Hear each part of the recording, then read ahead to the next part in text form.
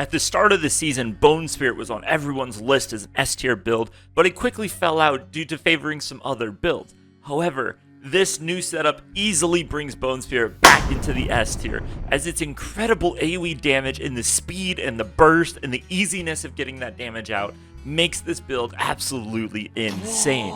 The main thing that changed is that we're adding the Black River aspect so we can get these massive corpse explosions. Those massive corpse explosions are going to destroy non-elite mobs, and they're going to generate us essence, and they're going to also generate blood orbs, and that whole engine is what makes this build so good. The engine behind this build is so interesting. I'm very excited to talk about it, but first, let's talk about the single target. So this build I designed so that with a couple of small tweaks, this build could actually single target pretty damn well. Now, there are better single target setups for Bone Spirit, but I wanted one that was easy to swap to. And you can see this Duriel kill pretty quick. I gave him a pretty good smack at the end there once everything was ramped up, and it's not that hard to kill bosses. This is a very solid build for single target. Nightmare 100 bosses are a lot easier than Duriel, of course, and they die very quickly. So this build is very good, and next we're going to talk about that engine, and it's so interesting. I just love it. The main engine of this build is basically designed to generate as many blood orbs as possible to proc the Blood Artisan's Cuirass. The reason we want to do this is because both of the passive abilities associated with Bone Spirit, both its cooldown reduction and the essence generation, are both procced whenever the Blood Artisan's Cuirass spawns a Bone Spirit. That is very powerful. So every time we get one of these free Bone Spirits, we're going to generate a lot of essence, and we're going to reduce the cooldown on our Bone Spirit. So this ends up being quite a bit of extra damage. And you can see how, we're run into a pack, we cast a Bone Spirit, the Bone Spirit immediately kills a few mobs, then those mobs drop corpses, and the corpses are exploded using a combination of Black River along with the Sacrilegious Soul, and that's going to consume the corpses, which will then proc the Embalmer aspect, which will cause them to generate blood orbs. Then we pick up the blood orbs and get free Bone Spirits. Then that free Bone Spirit kills more mobs, which then the corpses are exploded, generating blood orbs. We pick them up, and off we go. This is the fundamental engine of how the build works. We're also going to be manually casting Bone Spirits for massive damage. And you can see with all of these things combined, Bone Spirit used to be a very slow, clunky, inconsistent build. But with this new setup, it's fast, it's very fluid, and you just kind of throw your damage out, and it's very consistent. You kill things very fast, and it doesn't really have a lot of downtime. Now, in the optimal version of the build, we are going to be running a couple of Ubers, but there's an alternative setup that is still incredibly powerful and still fundamentally works the same way. So, talking about gear, we're going to be wearing the Harlequin Crest, of course. +4 to Curse Explosion, +4 to Bone Spirit, and 20% damage reduction. God damn, this thing's really good. And then we're going to be running the Melted Heart of Sea League. Remember, this is an incredibly useful item because it has movement speed on it, which is really good. It has resource generation, which is really good. And then the passive effect is insane. It gives you 60 maximum resource, and remember, the more resource we have, the more resource we spend. So we're doing more damage, reducing our cooldowns by more, we're generating more, we're critting more often. Everything about this build just scales off of maximum resource, so it ends up being a very good multiplier. And then, when we take damage, we're instead going to drain essence. So, what this means is that as we fill up our essence bar, when we get hit, we're going to lose essence. We're going to cast a Bone Spirit, it's going to consume all the essence. Then we're going to get a massive amount of essence generation because we cast Bone Spirit. We also have a ton of other things generating essence. So it's almost like we're constantly getting a ludicrous amount of healing in a way, right? Because we're generating so much essence. And so the build works best if you have a Sea League. But if you don't have one, you can do a very simple swap. Just put an aspect of Grasping Vines here, and that's going to replace the Harlequin essentially, right? Because Grasping Vines is going to give us a ton of damage, extra crit chance, extra crit damage. It's very good. Then on the helmet, we're going to be running the aspect of Shielding Storm. And that's going to give us a ton of barrier. It's going to make this build extremely tanky. So that's the alternative if you don't have the Sea League, is that you want to run Shielding Storm. On our chest, like we already discussed, we're running the Blood Artisan's Cuirass. This is going to give us a lot of health, it's going to give us ranks of Bone Spirit, and it's going to be casting out free Bone Spirits. This is a core part of the build. On our gloves, we're running the aspect of Swelling Curse. So this does two very important things. It's going to give us crit chance on Bone Spirit, but it's also going to make the Bone Spirit increase our maximum essence. Remember, that maximum essence is incredibly important, as we already discussed.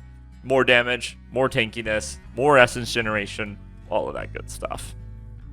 On our pants, we're running the aspect of Embalmer, so that we can, whenever we consume corpses with the Black River corpse explosions, so we're eating 5 corpses at a time, they're all going to have a chance to spawn blood orbs. So we're going to get a ton of blood orb generation, and then obviously we pick them up and we proc the Blood Artisan's Caress. So we're getting a lot of free bone spirits. Now, something that's very important about the pants, because this build does not run Juggernaut and it does not run Disobedience. That means it is extremely important to have total armor on your pants, because this is going to give us some much needed armor. We desperately need that. On our boots, you can either run the aspect of Slaughter, or you can run the Wind Strikers aspect. Both are good, and I think either one is perfectly fine. And I'm also going to talk about rolls on boots, because I think they're very important. You want movement speed after killing an elite, and ranks of Bone Spirit. For the final stat, get Ent, whatever else. But you really want those first 3 stats. On our weapon, we're running the Black River, and the Black River is exceptionally strong. It's going to give us a ton of intelligence at 75. It's going to give us 4 ranks of corpse explosion, so it's going to give it a lot of damage. It's going to give us 2 ranks of fueled by death, which is a global 6% multiplier. It's going to give us 3 ranks of healed flesh, so we're spawning more corpses. And it's going to give us those gigantic, hard-hitting corpse explosions, and will cause our corpse explosion to eat 5 corpses, which will proc a myriad of buffs that we'll get into later. On the amulet, I do want to mention, if you don't have the Melted Heart, make sure that amulet that you're running has % armor, cooldown reduction, and movement speed on it. Those are by far what you want on that amulet. It's really important. On our ring, so I'm running Starless Skies, but we can simply just replace this with an aspect of Serration, and you're going to get a 40%, which is the same amount of damage here, multiplier on your Bone Spirit. The downside is it's not going to hit the corpse explosion, so it won't deal quite as much damage. But it's still going to do a lot of damage, and it's still going to kill most of the squishy stuff in dungeons, which is what you want the corpse explosion to do. So it's totally fine to replace this with an aspect of Serration. And on that, make sure the ring that you run has crit chance and maximum essence. Those are really important. For our other ring, we're going to be running the Sacrilegious Soul, because this is going to be auto-casting Corpse Explosion and Corpse Tendrils, which are both core components of the build, as we've already discussed. So this ring is just best in slot. And finally, for the shield, we're running Lidless Wall. Lidless Wall has become an extremely dominant piece of the metagame. It gives you tons of survivability, it gives you armor, it gives you block chance, it gives you better uptime on Bone Storm, which means you get damage reduction and crit chance.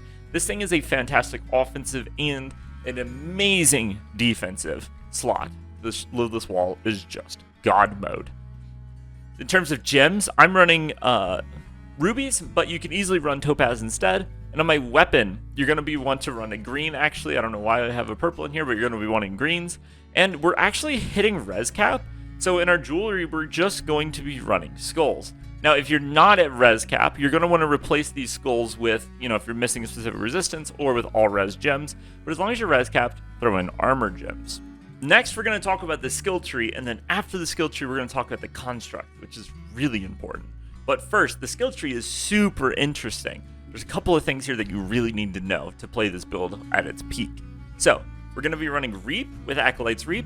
Remember, this corpse generation is going to be really good because the Sacrilege is going to auto-cast corpse tendrils on it. It's also going to give us damage reduction. And very important in this build is the essence generation and AoE from Reap is absolutely mental. So, Reap, extremely good. We're going to be putting 3 points into Huge Flesh. This is going to help us with corpse generation for corpse explosions and tendrils. Specifically, this is really good for bossing, but it's also going to be a little bit useful in AoE. Then we're going to be putting 5 points into Corpse Explosion, and we're going to be taking Enhanced Corpse Explosion for the radius, and finally Plagued Corpse Explosion to give us a massive damage multiplier against slowed, stunned, or vulnerable enemies. We're also going to be taking 1 point into Grim Harvest, which actually gives us a decent amount of essence generation. If I could, I would run 3 points into this, but there's just too much competing for those points. We're putting 3 points into Fueled by Death for a damage multiplier after eating a corpse, 3 points into Death's Embrace for a damage multiplier and a damage mitigation, 3 points in Amplify Damage for 12% damage. Then we're going to be running Decrepify down to important Decrepify. Now, this is an important piece of the build because remember, we're going to be auto-casting a lot of skills, and we're going to be manually casting a lot of skills. So we're actually going to be proccing Decrepify quite a bit, and this is going to increase the uptime on Bone Storm, and very importantly, it's going to be reducing the cooldown on Bone Spirit, because remember, Bone Spirit has a cooldown, and a lot of times we need to reduce that thing. Next, we're going to be running Corpse Tendrils, and we're going to be taking Blighted Corpse Tendrils for the Blood Orb generation. This is incredibly important because of the chest piece that we're running, where whenever we pick up blood orbs, we spawn a free bone spirit, right? So this is very important. You'll notice we're not taking the vulnerable, which is where the pet is going to come in. So now we're putting 5 points into bone spirit to get as much damage as possible. Then we're going to be taking enhanced bone spirit, so as long as it critically strikes, any hit of it critical strikes, the cooldown will reduce by 7 seconds, and then whenever it hits an enemy, regenerate 30% of our maximum essence. So this is a very important piece of the build. Obviously, this is a bone spirit build, but I really want to talk about these last 2 effects because, remember we mentioned this earlier, the Blood Artisan's Cuirass bone spirits will proc these 2 effects. They will reduce the cooldown of bone spirit if it crits, and it's going to give us essence generation. So it's actually a huge component of the build to run these pieces. It's a very big deal. Moving on, we're going to be taking 3 points into Serration. Normally this isn't good in these builds, but we're getting so much essence, this actually ends up being quite a bit of crit chance, and crit chance is insanely high value in this build. Compound Fracture is going to give us a 15% damage multiplier, and Evulsion is going to give us another 15% against Vulnerable. Now I want to talk about Rapid Ossification. This ability is actually exceptionally strong in this build because the Bone Spirit itself will proc the Rapid Ossification on itself, right? So we spend 200 essence on a Bone Spirit, it's going to reduce its own cooldown by 1.5 seconds. Inherently, before it procs Abhorrent Decrepified, before it procs the cooldown reduction from Enhanced Bone Spirit. So this ends up being really freaking strong, and it's going to reduce the cooldown on Bone Storm. But now, the cool thing is that Selig actually procs this. Selig and Decrepify. But whenever you're taking damage, you're actually reducing the cooldown on all of your skills. So that is a very cool thing. It's really strong. Then we're going to be putting 3 points into Standalone for the 18% damage reduction, 3 points into Momentum Mori for the increased crit chance and increased damage against vulnerable enemies. Then we're going to be running Bone Storm, Prime Bone Storm for 15% damage reduction, and Supreme Bone Storm for 20% crit chance. Remember, we're running Lidless Wall, right? So we're getting these buffs up about 100% of the time, as long as you can keep up your Lidless Wall. We're also going to be running the Ossified Essence Key passive for the massive damage multiplier. Mine right now is 80% damage, so pretty insane. In our Book of the Dead, we're going to be running Skirmishers for 5% crit chance. We're going to be running Cold Mages for 15% against Vulnerable. And then we're going to be running the Iron Golem for 30% crit damage. Now we're going to get into the Construct, and after the Construct, we're going to talk about the Paragon board, and you're not going to want to miss the Paragon board. It's very important. So, we're going to be running the standard, time-tested, just standard in every build. Genesis, Duration, Tactical Support, Flash of Adrenaline. This is just 50% damage. Pretty good. Then we're going to be running Tempest with Resource Support, Evernight, and Breaking Support. Remember, Evernight is going to give +4 to our Corpse Explosion and the Bone Spirit, so this ends up being a huge damage multiplier. And the Breaking Support is how we're getting our Vulnerable application. You actually end up with pretty good uptime on Vulnerable, especially anything that survives for more than a couple of seconds, it's going to become vulnerable. So this ends up being pretty damn strong. So we're going to talk about the Paragon board next, and then finally, we're going to cover some tips and tricks and some last advice I can give you before you start playing this build to really take it to the next level. So, for starters, we're going to be running Sacrificial to buff these armor nodes. We want to buff as many armor nodes as possible because remember, we are low on armor in this build, so it's very important.